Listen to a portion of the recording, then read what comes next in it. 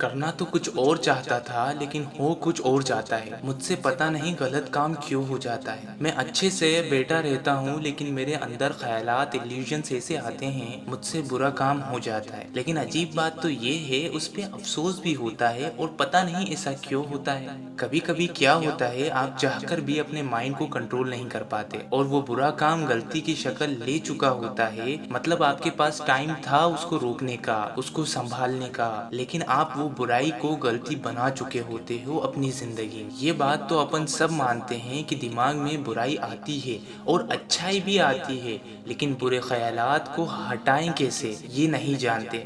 غلطیاں ہوتی ہیں لیکن کچھ غلطیاں ایسی بھی ہو جاتی ہیں جو بہت خطرناک ثابت ہوتی ہیں۔ یہ خیالات اور کوئی نہیں شیطان ڈالتا ہے، جب اس کا کام مکمل ہو جاتا ہے تو وہ آپ کو چھوڑ دیتا ہے، اس لیے آپ بعد میں اس برائی کو جو غلطی بن چکی ہے اس پر افسوس کرتے ہو۔ اللہ سبحانہ و تعالیٰ قرآن میں کہتا ہے شیطان تمہارا دشمن ہے، تم بھی اسے دشمن جانو، لیکن یہ آپ دماغ میں بٹھا لیں کہ شیطان میں اتنی طاقت نہیں کہ وہ آپ سے وہ کام کروا دے، بس وہ سجیشن اینڈ تھاٹس ڈالتا ہے انٹل آپ اس کام کو پورا نہ کر دیں۔ اب اپن جن چیزوں کو نظر انداز کرتے ہیں، چھوٹی برائی ہو یا بڑی برائی ہو، اس کو برا جانیں۔